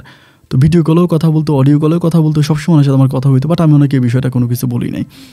আমি বিষয়টা প্রথমে সাদমিনকে বললাম যে সাদমিন, এই ঘটনা, এখন ওই হারুন সওদাগর কেন তোমাদের ঘরে বারবার আসে, তোমার আম্মুর সাথে বসে কথা বলে, এবং ওনার আচার আচরণ কথাবার্তার ধরন কিন্তু আমার কাছে ভালো মনে হচ্ছে না। এই বিষয়টা আমার কাছে একটু সন্দেহজনক মনে হচ্ছে। তুমি কি ব্যাপারটা নিয়ে তোমার আম্মুর সাথে একটু কথা বলবা? এই কথা বলা মাত্রই তখন সাদমিন খুব রেগে যায়। হ্যাঁ, তোমার এত বড় মানে তুমি খারাপের খারাপ, তুমি আমার মারে নিয়ে বাজে কথা বলো, আমি তোমার এই করবো সেই করবো, মানে খুব মানে বাজে ভাষাও কথা বলতেছে। আমি তখন বললাম, দেখো তুমি আমার সাথে কেন এরকম করে কথা বলতেছো? আমার সাথে তো এরকম বাজে ভাষায় কথা বলার কোনো যুক্তি নেই, কোনো কারণ নেই। আমি যেটা বললাম এটা ভালো কথাই বললাম, যে এমন এমন জিনিস আমি দেখছি, জিনিসটা দেখার পর আমার কাছে খারাপ লাগছে। ও তখন আমাকে বলে, আমার মা তোমার কাছে আমার বিয়ে দিছে, তুমি আমার জীবনে বিয়ে করার যোগ্য ছিলা, তুমি আমাদের বাসায় মানে 1,000 টাকা বেতনের আমারে পড়াইতা, মানে মোটামুটি ও মুখ থেকে যা পারছে ভাই তাই আমাকে বলছে। আমি আর এই কথা মানে কোনো কিছু বলি নাই। না বলার পরে এর কয়েকদিন পরে আমি আবার আমার শ্বশুরবাড়িতে গেছি। যাওয়ার পরে আমি তখন কী করলাম, জোহরের নামাজ পড়ার জন্য দুপুরবেলা মসজিদে গেছি। তো মসজিদে যাওয়ার পরে তো সবাই তো এখানে নিয়ত বাঁধছে, মানে নিয়ত বাঁধবে। ওই দিন ইমাম সাহেব নাই আর কি, মসজিদের ইমাম সাহেব নাই। তো না থাকার পরে ওই 2জন লোক আর কি, একটু ইয়াং বয়সী, ওরা বলতেছে যে এই হুজুর একটা কাজ করেন, নাজিম মোল্লা আপনি গিয়ে নামাজটা পড়েন। এটা ধাক্কা দিল। 2জন মুরব্বী হঠাৎ করে বলতেছে যে এই না, এই লোকে নামাজ পড়লে নামাজ হবে না, তার ঘর ঠিক নাই, যার ঘর ঠিক নেই সে কিসের মসজিদে ইমামতি করবে। মানে বয়স্ক 2টা লোকে, মুরব্বী আর কি, এই কথাটা আমারে বললো। বলার পরে আমার ভাই খুব খারাপ লাগছে। সেখান থেকে একটা মুরব্বী গিয়ে তখন নামাজটা পড়াইলো। নামাজটা পড়ানোর পরে তো যেহেতু আমি এখানকার মুরব্বীদেরকে চিনি, অনেকে, আমি তো দীর্ঘদিন ধরে এখানে ছিলাম না, সবাইরই আমি চিনি। ওনার নাম হচ্ছে কাশেম, মানে আবুল কাশেম ওনার নাম। তো আবুল কাশেম ভাই কথাটা বলছে, মানে দাদা ওই সম্পর্কে আমার, তিনি তখন এই কথাটা বলছে, আমি বিষয়টা শুনছি, দাদাটাকে ওনারে। নামাজটা শেষ হওয়ার পরে মসজিদ থেকে বেরোয় যে ওনারে ডাক দিলাম যে দাদা, আমি ইমামতি করার সময় এই আপনি আমার একটা পিছন থেকে ভিটু মারলেন, এই কথাটা মানেটা কি বুঝলাম না, মানে আপনি আমাকে এই কথাটা কেন বললেন, যে এই জিনিসটা এইভাবে আপনি আমাকে কেন বললেন এবং এই কথাটা বলার কারণটা কি, এভাবে জিজ্ঞেস করলাম। উনি তখন আমাকে বলতেছেন না আমি কোনো কিছু এই উদ্দেশ্য করে বলি নাই, এমনি বলছি। আমি বলি না আপনি এমনি বলেন নাই, কথাটা বলার পিছনে কোনো না কোনো একটা কারণ আছে। উনি তখন আমাকে এইগুলো মসজিদের যে ঘাটগুলো আছে, ঘাটগুলো গেছে আমাকে টাইনে নিল, নিয়ে আমার ওখানে সব বলতেছে তোমার কি মেয়ের অভাব পড়ছিল দুনিয়াতে, তুমি এরকম জায়গায় কেন বিয়ে করলা। উনি আমার বলো, মানে আবুল কাশেম। আমি তখন বললাম যে দাদা কী হয়েছে, আপনি আমার খুইলা বলেন তো, এই জায়গায় বিয়ে করলে সমস্যাটা কি, ওনার মেয়েরে কি কেউ বিয়ে করতো না? পরে বলে হ্যাঁ করতো। তো তোমার মতো একটা মানুষ কেন করলো, এটা খারাপ মহিলার মেয়ের, এটা খারাপ লোকে বিয়ে করব। তোমার মতো একটা দিনী লোক, ইসলামিক লোক, এত ভালো মাপের একজন লোক কেন এই মেয়েটারে বিয়ে করবা, তুমি তো এই বিয়ে করে কাজটা ভালো করো নাই। তখন আমি বললাম যে কী হয়েছে আপনি আমার একটু খুইলা বলেন, বিষয়টা যদি আপনি ক্লিয়ার করে আমার না বলেন আমি তো বুঝবো না। এখন ওনার মেয়েরে বিয়ে করার পিছনে, ওনার মেয়েরে বিয়ে করার জন্য কি হয়েছে, কি ঘটনা ঘটছে, কি কারণে আপনি এই ধরনের কথা বলতেছেন, আমাকে আপনি আল্লাহর রাস্তায় একটু বিষয়টা বুঝিয়ে বলেন, আমি একটু শুনি। পরে তিনি আমাকে বলতেছে যে এই মেয়ের মা তো ভালো না, এই মেয়ের মা যদি আগেও ভালো ছিল বাট বর্তমানে ভালো না। হারুন সওদাগর নামের এক লোকের সাথে এই মেয়ের মায়ের অবৈধ সম্পর্ক। এটা যখন আমার বললো ভাই বিশ্বাস করেন আমার তখন এত খারাপ লাগছে, আমার মনে হচ্ছে যেন মাটিটা ফিরে যাক, আমি মাটিটার নিচে ঢুকে যাই, যে আমার শাশুড়ির নামে এই ধরনের কথা। আমি একজন হুজুর মানুষ, আমার মুখ ভর্তি দাড়ি, পাঞ্জাবি, টুপিটা মাথায়, খুব খারাপ লাগছে। লাগার পরে আমি তখন ওনার সাথে কোনো কথা বললাম না। ওনার সাথে কোনো কথা না বলে আমি ঘরে আসছি। আসার পরে দেখলাম আমার বউ একেবারে খাবার দাবার মিলে টিলে দিছে, রান্নাবান্না মোটামুটি সব রেডি, আমার শাশুড়িও সব রেডি করছে। আমি তখন বলছি আমি খাবো না। আমার বউ বলে খাবো না মানে, তুমি খাইবে না কেন? আমি বললাম যে না আমি খাবো না, আমার খিদা নাই। বলে কী খিদা নাই, কী ধরনের কথা? আমি বললাম যে চলে যাবো, এই বাড়িতে আর আসবো না, এই বাড়িতে আমি আর থাকবো না, যতদিন আমার শাশুড়ি ভালো না হয় এই বাড়িতে আমি থাকবো না। এটা বললাম। আমার বউ বলে তুমি কী কইলা, আমার মায়ের সম্বন্ধে খুব খারাপ হয়ে যাবে। আমি কিন্তু খুব রেগে গেছিলাম ওই সময়, মানে প্রচণ্ড রকমের রেগে, না খাওয়া দাওয়া না করে আমার বউরে টাইনা টুইনা কোনোরকম আমি তখন আমার শ্বশুর বাড়ি থেকে আমি আমাদের বাড়িতে নিয়ে গেছি। নিয়ে যাই আমি ওরা আনতে দিই না। পাক্কা 4 মাস হয়ে গেছে, 4 মাস হয়ে গেছে আমি ওরা আর আনতে দিই না। 4 মাস পরেও তখন বাচ্চা কনসেপ্ট করছে, বাচ্চা কনসেপ্ট হয়েছে। বাচ্চা কনসেপ্ট হওয়ার পরে আমি ওর মারে বললাম যে একটা কাজ করেন, ও তো এখন পেটে বাচ্চা, আমার মা কিন্তু ওই সময় খুব অসুস্থ, আমার ছোটো বোনের বিয়ে হয়ে গেছে। তো একটা মহিলার পেটে মানে একটা ওর যেহেতু পেটে বাচ্চা আসছে, ওর একটু ধরাধরি করে এখানে ওইখানে নিয়ে যাইতে হয়, মানে আগদয় তো পরিশ্রম করতে পারে নাই। তা আমি ওনারে বললাম যে একটা কাজ করেন, একটু আসেন, আইসা ওর একটু ধরেন বা ওর সাথে একটু থাকেন বা ওর একটু সাহায্য সহযোগিতা করেন 7 মিনিটে। এটা আমি ওর আম্মারে বলছি। ওর আম্মা আমার কথা মতো তখন আসছে আমাদের বাড়িতে। কিন্তু ভাই আসার পরে ওর আম্মা যেদিন আসছে তার 4 দিন পরেই আমার এই বউর বাচ্চাটা নষ্ট হয়ে গেছে, ওর পেটের বাচ্চাটা নষ্ট হয়ে গেছে। নষ্ট হয়ে যাওয়ার পরে আমার আম্মা তখন অসুস্থ থাকলেও আমার আম্মা অনেকগুলো বিষয় বুঝছে। আমার আম্মা বলে এই মেয়েটারে আনারস খাওয়ানো হয়েছে, মানে বলতেছে আমার বউরে নাকি আনারস খাওয়াইছে আমার শাশুড়ি, এবং আনারস খাওয়ার পরেই নাকি বাচ্চাটা পড়ে গেছে, বাচ্চাটা নষ্ট হয়ে গেছে। আমার মা তখন খুব রাগারাগি করতেছে আমার শাশুড়ির সাথে, বেয়াদব মহিলা, বেয়াদব মেয়ে, এটা ওইটা মিলা মোটামুটি আমার শাশুড়ির সাথে আমার আম্মার একটা ঝগড়া হয়ে গেছে, মানে একটা বড় ধরনের ঝগড়া হওয়ার পরে আমার শাশুড়ি তখন করলো কি রাগ কইরা চলে আসছে। রাগ করে আমার শাশুড়ি চলে গেছে ওনার বাড়িতে। এখন এই যে আমার আম্মা, আমার বউ আমার আম্মার সাথে ঝগড়া, আমার শাশুড়ির সাথে আমার মা যে ঝগড়া করলো, এই বিষয়টাতে আমার বউ বিষয়টা ভালো করে নিল না। আমার বউ তখন করলো কি, কঠিনভাবে মানে অন্যরকমভাবে আমার মায়ের সাথে ঝগড়া শুরু করলো। হ্যাঁ, আপনি কীরকম ভালো, আপনার সম্বন্ধে জানি না, আপনাদেরকে আমি আমার বাপের বাড়ি থেকে টাকা এনে চালাই, আমার মা টাকা দেয় বলে আপনারা 2 মুঠো ভাত খেতে পারেন, নাহলে তো আপনাদের কপালে ভাত জুটতো না। আমার মাকে নিয়ে কথা বলেন, আমার মাকে নিয়ে আপনি খারাপ কথা বলেন, আমার মায়ের চরিত্র নিয়ে আপনার ছেলে খারাপ কথা বলে। মানে ভাই এত সব কথা, এত সব বাজে কথা, নোংরা কথা, যেসব কথাগুলো আমার মুখ থেকে বেরোচ্ছে না। আমার বউ তখন বলতেছে, এইগুলো বলতে বলতে বলতে বলতে একদিন আমার খুব রাগ উঠছে। মানে ওই সব সময় আমার আম্মুর সাথে এইসব নিয়ে কথা বলে। আমি আমার বউরে বলি যে তুমি তোমার বাপের বাড়ি থেকে একটা টাকা আনার প্রয়োজন নাই, তুমি তোমার বাপের বাড়ি থেকে কোনো টাকা আইনো না। আমি দুঃখে পারি, কষ্টে পারি, আমার সংসার আমি চালামো, কীভাবে চালাইতে হয় আমি নাজিম মোল্লা জানে, আমারটা আমি চালামো। আমি প্রয়োজনে ভিক্ষা করবো, মাটি কাটবো, দিন মজুরের কাজ করবো, কিন্তু তুমি তোমার বাপের বাড়ি থেকে টাকা আইনো না। আমার তোমার বাপের বাড়ির ভাই বাহাদুরি লাগবো না। না, দেখলাম যে না, আমার বউ মানে আরও অতিরিক্ত, দিন যত যাচ্ছে আমার মায়ের উপরে অত্যাচার বাড়াইতেছে, পাগলামি আরও বাড়াইতেছে, এবং একটা পর্যায়ে ওরে আর ধরেই রাখা যায় না। পরে আমি বললাম যে একদিন মানে রাগেই উঠছিল আর কি, রাগের মাথায় আমি ওরে 2টা থাপ্পড় দিছি। কিন্তু ওরকম না যে আমি ওর থাপ্পড় দিয়েছি একদম মারবো এই সে না, 2টা থাপ্পড় দিয়েছি, একটু রাগ উঠছিল, রাগের কারণে থাপ্পড় দেওয়া মাত্র খুব খারাপ ভাষা, যদি ওই সময় সাথে গালাগালি করছে, আমি কোনো কিছু বলি না, থাপ্পড় দিয়ে আমি তখন চলে গেছি। আমাদের একটা সরিষা ক্ষেত আছে, উনি সরিষা ক্ষেতে কাজ করার জন্য গেছি, সরিষা উঠাবো, সরিষা পাকছে। তো সরিষা উঠাইতেছি সকালবেলা, এই কাজ করতেছি, ওই সময় প্রায় আপনার 1টার দিকে খাবার খাইতেও আসবো আমি, ওই সময় আম্মা তখন দৌড়ে আসছে, এসে আমরা বলতেছে যে নাজিম তাড়াতাড়ি কাজ বন্ধ করে বাড়িতে। আমি বললাম কী হয়েছে, বলে তাড়াতাড়ি কাজটা বন্ধ করতে, বাড়িতে ঘটনা ঘটে গেছে। তো এবার আমি এসে দেখেছি আমার বউ একদম রেডি হইয়া ব্যাগ নিয়ে বসে আছে। তো মাঠ থেকে আসছি ভাই, এমনি তো মাথা গরম, কাজ করে আসছি রোদের মধ্যে। পরে আমি বললাম যে কী হয়েছে তোমার, তুমি এরকম ব্যাগ ট্যাগ নিয়ে কই যেতেছো?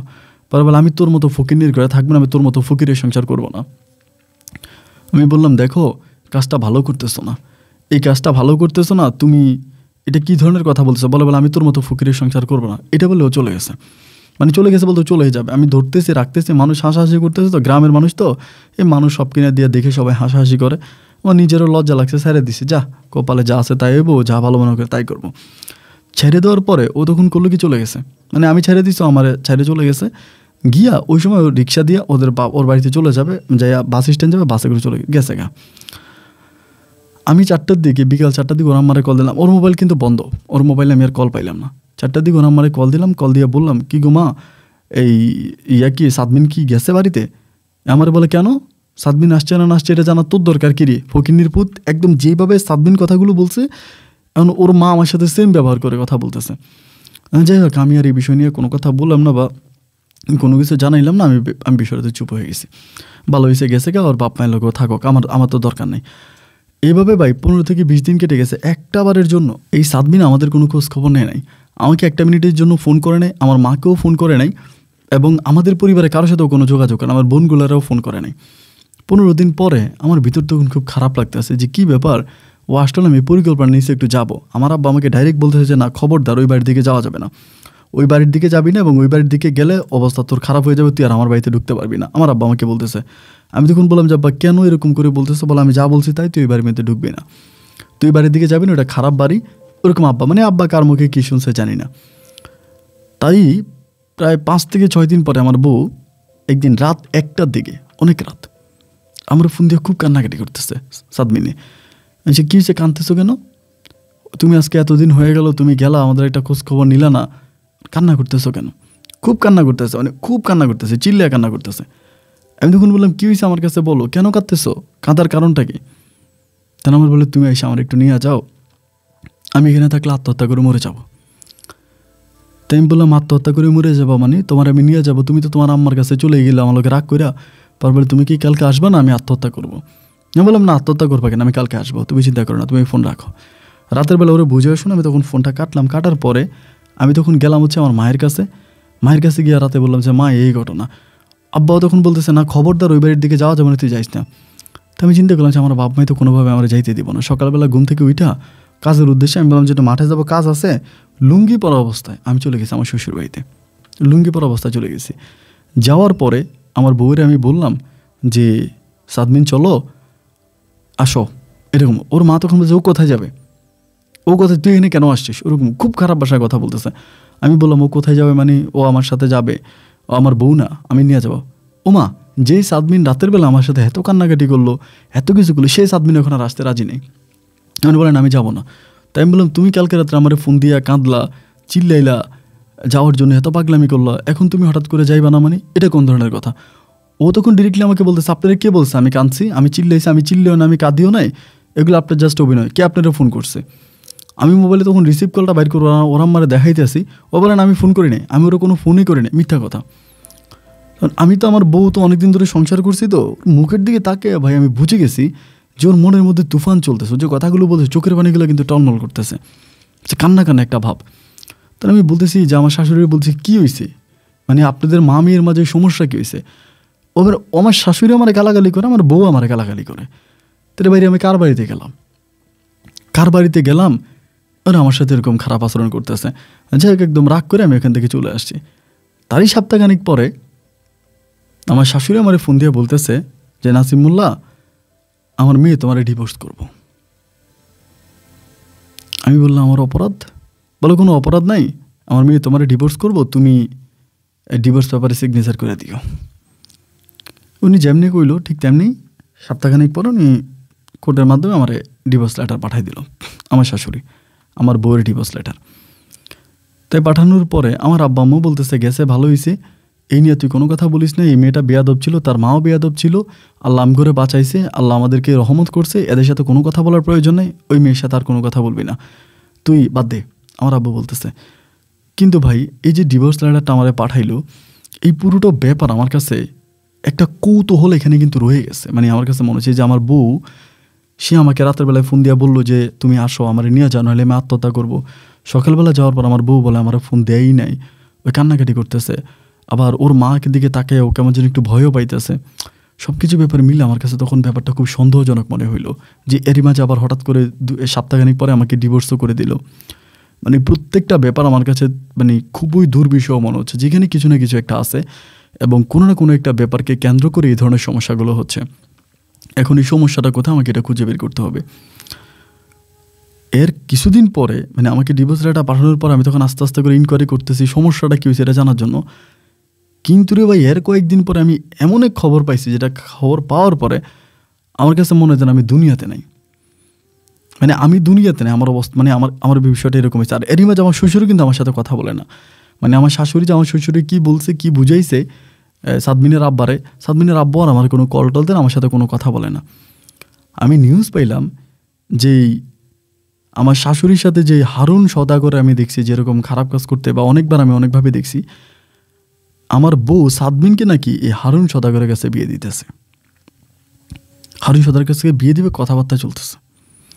হারুন সওদাগর কিন্তু বিয়ে করছে, তার বউ আছে, তার বাচ্চা আছে, অলরেডি তার ফ্যামিলি আছে। কিন্তু এইরকম বয়স্ক একটা লোক যার বউ আছে, বাচ্চা আছে, সে থাকে ঘর জামাই তার বাড়ি চিটংয়ে, এইরকম একটা লোকের কাছে আমার শাশুড়ি কেন সাদমিনকে বিয়ে দিচ্ছে? আমি তো ভাই আসমান থেকে পড়ছি এটা শোনার পরে, যাদের মাধ্যমেই শুই না, আমি তখন আমার শ্বশুরবাড়িতে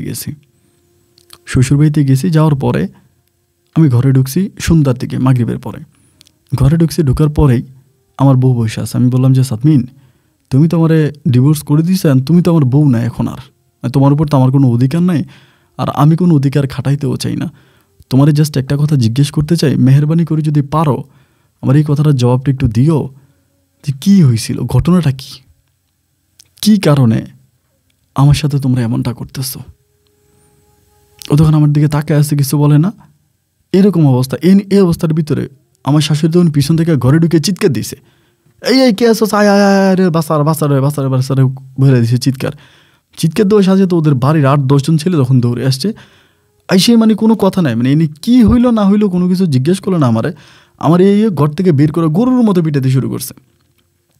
বাইরে এমন পিটাইছে যে জন্মের পরে মনে আমার কেউ এইভাবে মারে নাই। মাইরা মানে আমার মারতে আমি অজ্ঞান হয়ে গেছি, আমার ওখানে পিছনরা বান্ধিয়ে রাখছে। রাতে 2টার দিকে আমার বাপ মারে খবর দিছে, আমার খালারে খবর দিছে, আমার খালা আমার বাপ মায় তখন রাত 2টার দিকে আসছে। কী হয়েছে, আমার শাশুড়ি তখন সবার কাছে বলতেছে যে আমি নাকি আমার এই মানে আমার বউকে নাকি আমি গিয়ে নাকি হাত ধরে টানাটানি শুরু করছি, আমার বউরে আমি নিয়ে যাবো, আমি ওকে জোর করে নিয়ে যাবো, এরকম করে হাত ধরে টানাটানি করতেছি, আমি ওকে নিয়ে যাবো।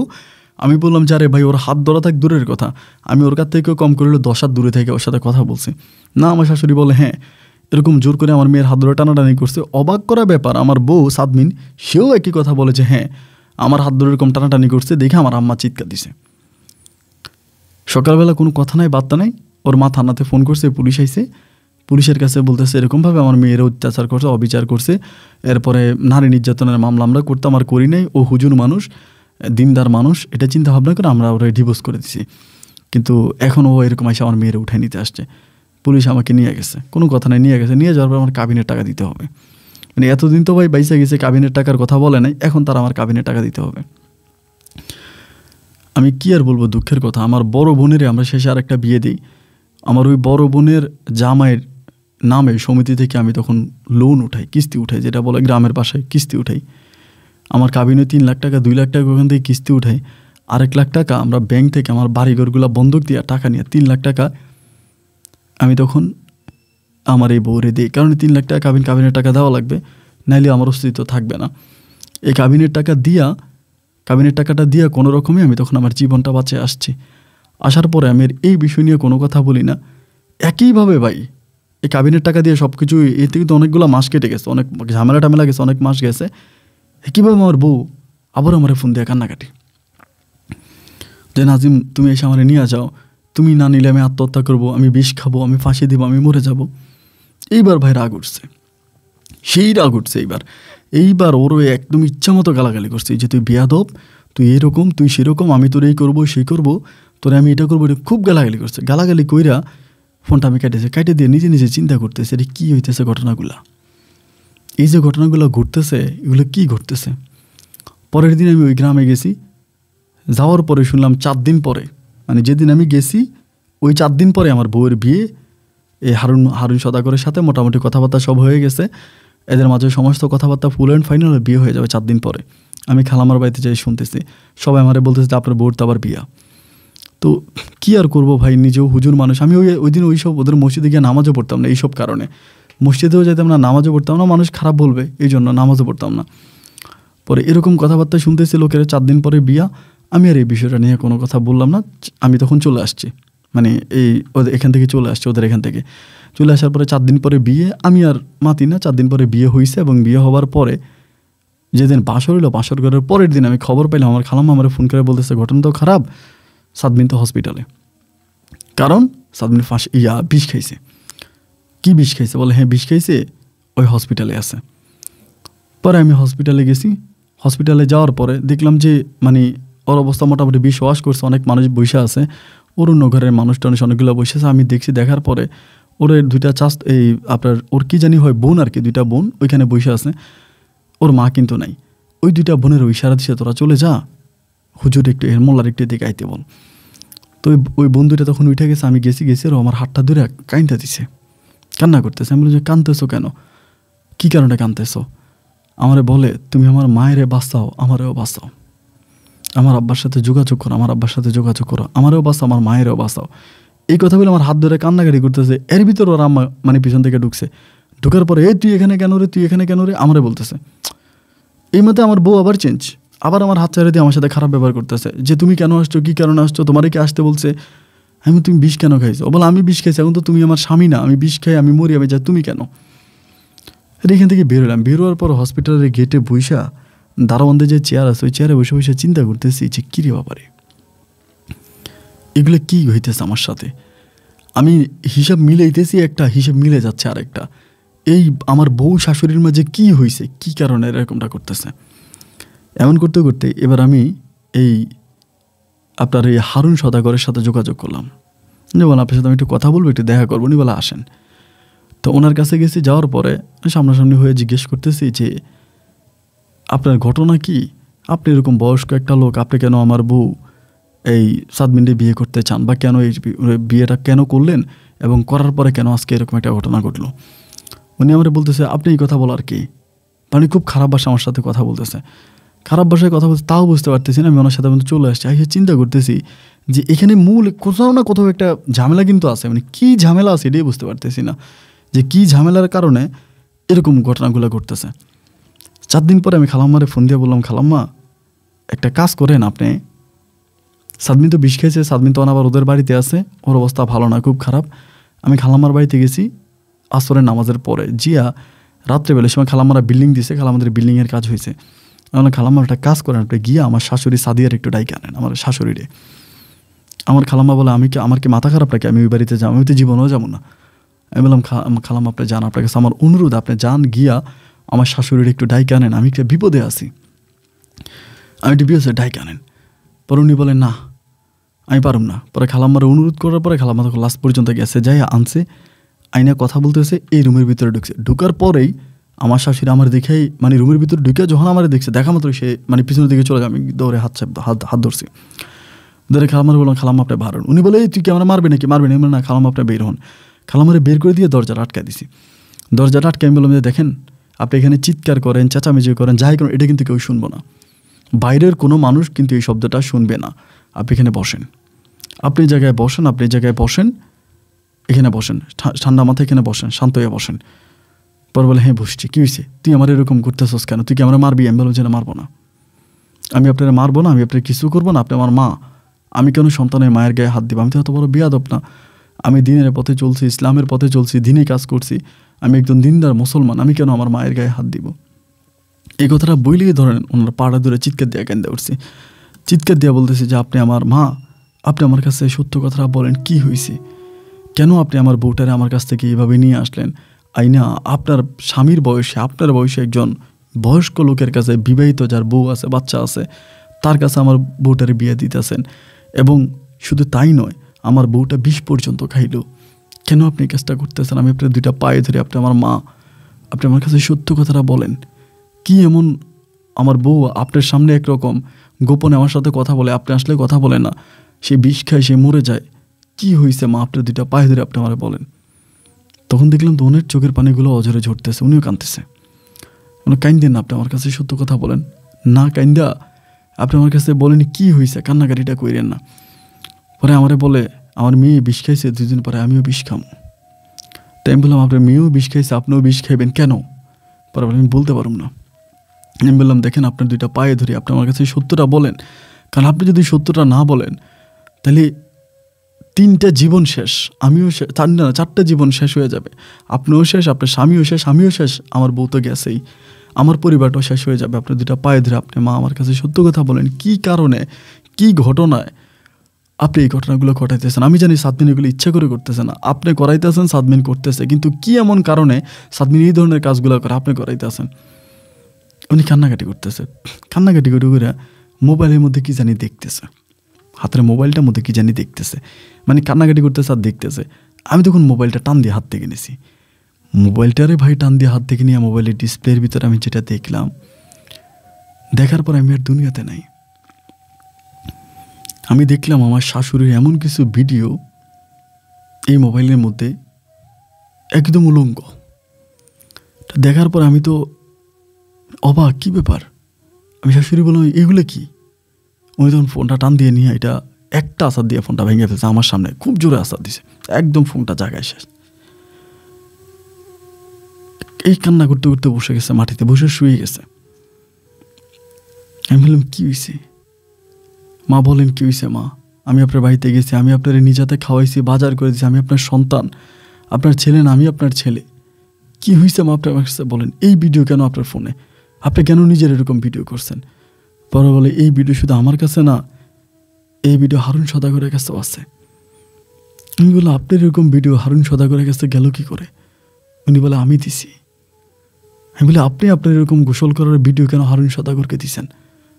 পরে বলে ও চাইছে, আমার সাথেও প্রেম করছে, আমাকে ভালোবাসছে। আমি তো তোমার শ্বশুরে পাই নাই, তোমার শ্বশুর তো সবসময় আমার কাছ থেকে দূরে ছিল। বিয়ের 1 মাস পরে উনি চলে গেছে সৌদি আরবে, এরপরে একটানা 6 বছর পরে আইসা 3 মাস থাকছে। তারপর আমার মেয়েটা হয়েছে, এরপরে যে গেছে আইসা হয় বড় জোরে 1 সপ্তাহ না হলে 15 দিন, এর বেশি উনি আমার সাথে থাকে নাই। একটা মানুষ যখন 4 বছর 5 বছর পরে কাছে আসে, সে যদি 1 সপ্তাহ 15 দিন পরে চলে যায়, তাহলে তো একটা নারী, আমার নিজেরও তো একটা চাহিদা আছে, পেটের যেরকম ক্ষুধা আছে, যৌবনেরও একটা ক্ষুধা আছে।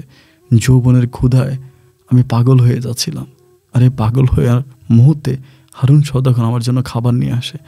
তার খাবারের মাঝে যে বিষ মিশানো ছিল রে বাবা, আমি বুঝতে পারি নাই। আমি তখন বললাম তার মানে? উনি আমাকে বলে এখন হারুন সওদাগর আমার সাথে তো এগুলো করছে, এখন সে আমাকে বলতেছে আমি যেন আমার মেয়েটারে তার কাছে বিয়ে দিই। যদি আমার মেয়ের আমি তার কাছে বিয়ে না দেই তবে সেই সমস্ত ভিডিও ইন্টারনেটে ছেড়ে দিবে। আমি ওরে বলছি যে আমার মেয়েটা ওই জায়গায় শান্তি নাই, মেয়েটা ভালো নাই, মেয়েটার উপর অত্যাচার করে। ও তখন বলে মেয়েটার আমার কাছে বিয়ে দাও, আমার কাছে বিয়ে দাও, আমি মেয়েটারে ভালো রাখবো, ও আমার এখানে। আমি বললাম যেটা কোন ধরনের কথা, আপনার সাথে আমার এই ধরনের কাজ হয়েছে, এরপরে আপনি আমার মেয়েরে কেমনি বিয়ে করবেন? ওই আমারে বলতেছে ওটা তোমার সাথে আমার এই ধরনের কাজ হয়েছে, ওটা তো কেউ জানে না, এটা তো কেউ কইতে পারবো না, এটা তো কেউ জানেই না, এটা একমাত্র জানো তুমি আর আমি, আমরা কাউরে জানাবো না। তোমার মেয়েটা আমার কাছে থাকলে তুমি অনেক শান্তিতে থাকবা, তোমার আর চিন্তা ভাবনা নাই, টেনশন নাই। মেয়েটারে আমি এখানে রাখবো, বিয়ে করে আমার বউ বানিয়ে রাখবো। কি মাথার মধ্যে দিল, আমারে কি খাওয়াইলো না কি করলো আমি জানি না রে বাবা। আমি পাগলে আমার মেয়েটার তোমার এখান থেকে নিয়ে আসলাম। আইনা আমার মেয়েটা রাজি হয় না। আমি আমার মেয়েটার নামে মেয়েটার তাবিজ পর্যন্ত করছি, হুজুরের কাছে গিয়ে তাবিজ করছি, বুঝাইছি, শোনাইছি, অনেক কষ্টের পরে আমি আমার মেয়ের ওই জায়গায় রাজি করেছি। কিন্তু আমার মেয়ে রাজি হচ্ছিল না। আমি মেয়েরে বলছি তুই যে জায়গায় বিয়ে না বসস রে মা, আমি মরে যাবো, আমি ফাঁসি দেবো, আমি বিষ খামো, আমি মরে যাবো। এইগুলো আমার মেয়েরে বোঝানোর পরে, বলার পরে আমার মেয়ে রাজি হয়েছে। কিন্তু বাবা এখন আমি কি করবো তুমি আমারে বলো। ওনার কথাগুলো শোনার পরে আমার মাথা তখন আসমানটা ভেঙে পড়ছে। আমি কী করবো, আমি তখন একদম পুরো অসহায়। আমি বললাম যে মা দেখেন, আপনি এরকম একটা ঘটনা আপনি ঘটাইছেন, এরকম একটা কাজ আপনি করছেন যে কাজের কোনো সমাধান নাই, যে কাজের কোনো সমাধান আমি দিতে পারবো না। উনি বলে বাবা তুমি যদি পারো কিছু একটা করো, তুমি আমার মেয়েটা নিয়ে পালাইয়া যাও। উনি আমার বলে তুমি আমার মেয়েটা নিয়ে পালাইয়া যাও, আমার মেয়েটা নিয়ে ভাইগা যাও, তুমি আমার মেয়েটা নিয়ে ভাইগা যাও। আমি কমু যে আমার মেয়ের আমি জানি না আমার মেয়ে কই গেছে না গেছে। আমি বলবো আমি জানি না, তুমি ভাইগা যাও। আমি বলি উনি এই কথা বললে বলে তুমি থাকো আমি আসতেছি। এটা বলে উনি ওনার বাড়িতে গেছে। গিয়েই সাদমিন তখন অসুস্থ অবস্থায় সাদমিনের নিয়ে আসছে, এনে বলতেছে তুই তোর জামাইয়ের লোকে ভাইগা যা। সাদমিন তো দাঁড়াই আছে, ওর মায়ের দিকে একবার তাকায়, আমার দিকে একবার তাকায়, বলে তুই তোর জামাই নিয়ে ভাইগা যা, এই রাতের ভিতর চলে যায় এই দিক দিয়া, মানে ওদের মানে ইয়েতে জায়গা আছে পিছন দিয়া, বলে যে দিক দিয়া তোরা চলে যায়, এই দিক দিয়া ডাইরেক্ট গেলে বাস পাবি, চলে যা। কান্না করতে করতে আমার আর সাদবিনটা যখন উনি বিদায় দিল, আমি সাদবিনটা নিয়ে এই ঘাঙ্গের পাড় দিয়া দৌড়ে কোনো রকমে আমার বাড়িতেও যাইনি, আমি আমার দুঃসম্পর্কের এক পুকুর বাড়িতে গেছি। এই পুকুর বাড়িতে যাওয়ার পরে এই নাজিম মোল্লা, এই আপনার হারুন সদাগর আসতেছে, লোক নিয়ে আসতেছে, এমন করতেছে তেমন করতেছে। আমি তখন ইয়ারে বললাম, আমার এই বউরে বললাম যে তুমি তোমার আব্বারে কল দাও, আমি তোমার আব্বার সাথে কথা বলি, তোমার আব্বারে কল দাও, এই মুহূর্তে তোমার আব্বারে দরকার। পরে আমি ওর বাপেরে কল দিলাম। কল দেওয়ার পরে ওর বাপে আমার কথা কিছু মানে না। আমি বললাম যে আপনি দেশে আসেন। সাদমিনও বলতেছে আব্বা তুমি দেশে আসো, এইভাবে কান্নাকাটি শুরু করছে সাদমিন আমি একসাথে। আমি বললাম যে আপনার বউরে কিছু বলার দরকার নাই। এই 15 দিনের মধ্যে ওনারা দেশে আনলাম। দেশে আনার পরে আমি একটা ঘরের দরজা বন্ধ করে ঘরের ভিতরে গিয়ে ওনারা সব বললাম এই ঘটনা। উনি তো শুনে চোখের পানি ফালাই দিয়েছেন, বলে কি বলেন? আমি বললাম হ্যাঁ আপনার মেয়েটা মরে যাবে। পরে সে বাড়িতে গেছে। বাড়িতে যাওয়ার পরে নাজিম ইয়ারে আপনার ওই যে হারুন সদাগর আর এদিকে আসতে দেয় না। আবার আমার বউরে দিয়ে আমি হারুন সদাগর আবার তালাকও করাই দিছি, মানে ডিভোর্স দিয়ে দিছি। দেওয়ার পরে এদিকে আর উনি আসতে দেয় না। উনি ওনার বউর সাথে থাকতেছে, বউর সাথে সম্পর্ক করতেছে, বউর সাথে সময় দিতেছে। আর এদিক দিয়ে তো হারুন সদাগরে ক্ষিপ্তেছে, আমি ইন্টারনেটে দিব, আমি ভিডিওই করবো, সেই করবো, বেশি অতিরিক্ত করতেছে। অতিরিক্ত করার পরে আমি তখন বললাম আমার শাশুড়ির বললাম একটা কাজ করেন, ওর সাথে ফোনে কথা বলেন, ওর সাথে ফোনে কথা বলে আপনার সমস্ত কথাগুলো রেকর্ড করানো। কি বলে? আমার শাশুড়ি একইভাবে ওর সাথে কথা বলছে এবং প্রত্যেকটা কথা আমার শাশুড়ি রেকর্ড করছে। ও বলছে যে তোর ভিডিও এটা আমার কাছে আছে, আমি তোর ভিডিও এমনি ছেড়ে দিমু, তুই ঠিক আছে তোর মেয়েরা আমার কাছে দেশ, তুই আমার নামে 20 বিঘা জমি লেখা দে, যদি 20 বিঘা জমি লেখা না দেস আমি তোর ভিডিও ইন্টারনেটে ছেড়ে দিমু। এগুলো সব রেকর্ড করছে। রেকর্ড করার পরে আমি আমার শ্বশুরে দিয়া আইনের সহযোগিতা নিছি। ডিবির মাধ্যমে আমরা সরাসরি ডিবিতে মামলা করছি। ওইখানে ডিবির সহযোগিতায়, পুলিশের সহযোগিতায় আমরা এই মানুষরূপী অমানুষটা তখন হাতে নাতে ধরেই ওর মোবাইলটা তখন জিম্মি করি। মোবাইলের ভিতরে সব পাওয়া যায়। তো সে জায়গা থেকে সব কিছু ডিলিট করি। ওর 1 বছরের জেল হয়। 1 বছর জেল খাটে এবং ও মোসলেখা দিয়ে আসে। ওই ধরনের কাজও কখনোই করবে না। 1 বছর জেল খাটে মোসলেখা দিয়ে ও তখন কোনো রকমে আসে, ও তখন কোনো রকমে জেল খেটে ও বেরিয়ে আসে। তো যাই হোক, এরপরে আর এই ধরনের ঘটনা আর ঘটে নাই। আমার শ্বশুর শাশুড়ি তারা মোটামুটি ভালো আছে এবং আমি আমার বউকে নিয়ে খুব ভালো আছি। এরপরে আমার বউয়ের ঘরে একটা মেয়ে সন্তান হয় এবং ওর বিষ খাওয়ার কারণে নাকি কী কারণে এরপরে আমি সন্তানতা থেকে একটা মেয়ে হয়। আমার মেয়েটা এখন মোটামুটি বড় হয়েছে, ভালো আছি। আমি আমার শাশুড়িদেরকে নিয়ে, শ্বশুর শাশুড়ি বা সব কিছু নিয়ে খুব সুখে আছি। আমার শ্বশুরের অনেক জায়গায় সম্পত্তি, ওইগুলো দেখাশোনা করে আমিও করি, অনেক ছেলের মতো আমি আছি। আপন ভাই, আসলে এই কথাগুলো গল্পটা আপনারা বলতাম না, এই কথাগুলো বললাম, এই গল্পটা বললাম আপনার এই কারণে ভাইরে, আমার কেন জানি মনে হয় যে এই ধরনের ঘটনা প্রায় প্রতিটা প্রবাসীর পরিবারেই ঘটতে পারে। আমার শাশুড়ির একটা মান সম্মান আছে, আমার শ্বশুরের একটা মান সম্মান আছে, আমার ইজ্জত সম্মান আছে। আমি এখন একটা মসজিদে ইমামতি করি। আপনি যদিও এই গল্পটা প্রচার করেন, আপনি চেষ্টা করবেন যাতে নাম ঠিকানাগুলো সব কিছু হাইড করে, আমাদের ঠিকানাটা সম্পূর্ণ গোপন করে যদি গল্পটা বলতে পারেন তাহলে বললেন, যদি আপনি মনে করেন এই গল্পের মাঝে কারো কোনো উপকার হবে। আপন ভাই ভালো থাকবেন, আপনার জন্য দোয়া ভালোবাসা। আসসালামু আলাইকুম।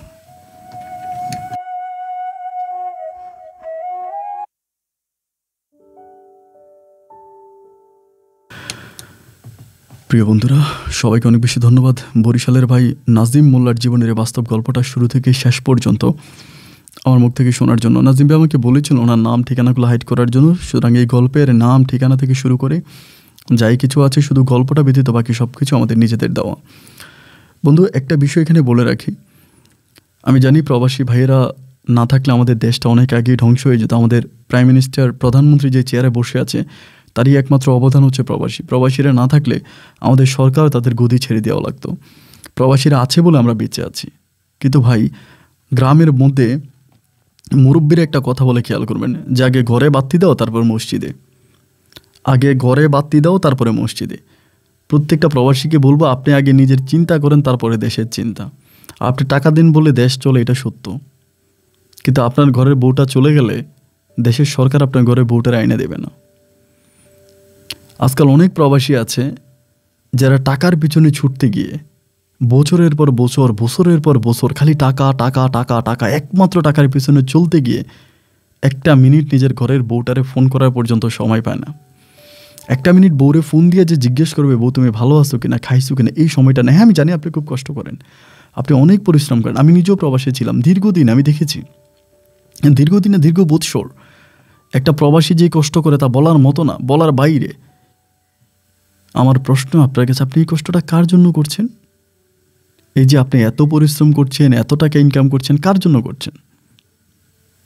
অবশ্যই পরিবারের জন্য। আর এই পরিবারটাই যদি না থাকে, আমি ইসলামী ব্যাংক থেকে ইউটিউবে টাকা উঠে, ওখানে এক ভদ্রলোক বসে থাকে, সবসময় দেখি লম্বা টম্বা ফর্সা, অনেক ভালো, সবসময় কেমন জানি একটু মনমরা ভাব নিয়ে বসে থাকে। একদিন আমি জিজ্ঞালাম যে কাকু এরকম মনমরা ভাব নিয়ে বসে থাকেন কেন, কী হয়েছে? আর উনি কী করে, উনি বাড়িতে যায় না, ওই এখানেই ঘুমায়, এখানেই থাকে, এখানেই গোসল করে, এই ভূতের ভিতরে না সব কিছু। তেমন আপনার বউ নাই, পরিবার নাই? বলে না ভাই। তো বউ কই? বলে বউ চলে গেছে। বাচ্চা? বলে বাচ্চাটা নিয়ে গেছে। কিভাবে? উনি বলে উনি দুবাই ছিল দীর্ঘ প্রায় 4 বছরের মতো, এর ভিতরে বউ চলে গেছে আরেক লোকের সাথে বাচ্চাটারে নিয়ে, এবং 4 বছর উনি যত টাকা ইনকাম করছে এই সমস্ত টাকা বউ নিয়ে গেছে। উনি ঋণও পরিশোধ করতে পারে নাই। উনি যে টাকা ঋণ করছে ওই ঋণের টাকাও বউ পরিশোধ করতে দেয় নাই। বউ কেমনে নিজের নামে আগে জায়গা কিনছে, জায়গা কিনে সেই জায়গায় বিক্রি করে আরেক লোকের সাথে পালাইছে। উনি এখন 18 বুথে চাকরি করতেছে এবং ওনার জীবন এখানেই শেষ। তো এই যে ভাই প্রবাসীর এই ভুলটা করেন না, আগে নিজের পরিবারের ঠিক রাখেন। আরে ভাই, ডিউটি পরে, কাজ পরে, রিয়াল পরে, ডলার পরে, আগে বউ, আগে সংসার। আগে সংসারে ফোকাস দেন, বউরে সময় দেন, বাচ্চারে সময় দেন, এরপর সময় পেলে টাকার পিছনে দৌড়ান। টাকার পিছনে দৌড়াইতে গিয়া বউ বাচ্চারা হারাইয়েন না ভাই। অর্থই যত অনর্থের মূল। তাই প্রবাসী ভাইদেরকে অনুরোধ করব, পরিবারকে সময় দেন। আর এই গল্পটা জাস্ট খারাপ না ভেবে ভালো দৃষ্টিতে আপনি মেমোরিতে ঢুকান। আপনার সাথে এমন ঘটনা ঘটতে পারে। যদি এই নাজিমউদ্দিনের শ্বশুর, আপনার সাদিয়া জামাই এবং সাদমিনের বাবা, তিনি যদি ওনার পরিবারের উপরে ভালো নজর দিত, পরিবারের সাথে যোগাযোগ রাখতো, কথাবার্তা বলতো, তাহলে তার ভোট এরকম খারাপ হতে পারে না। আলহামদুলিল্লাহ, নাজিম মোল্লার উপরে হয়তো আল্লাহর রহমত আছে। আল্লাহর রহমত, তিনি একজন দিনদার মানুষ ছিল, তার উসিলায় পুরোটা পরিবার রক্ষা পেয়ে গেল, অনেকগুলো পরিবার বেঁচে গেল একটা ভয়ঙ্কর খারাপ মানুষের হাত থেকে। তো যাই হোক, কথা আর বাড়াচ্ছি না, প্রবাসীদেরকে বলবো পরিবারকে সময় দেওয়ার জন্য। বন্ধুরা সবাই ভালো থাকবেন, সুস্থ থাকবেন, এই শুভকামনায় আজকের মতো এখানেই বিদায়। আপনাদের সাথে আমার দেখা হবে অন্যদিন অন্য কারো বাস্তব জীবনের গল্প নিয়ে। আল্লাহ হাফেজ অ্যান্ড আসসালামু আলাইকুম।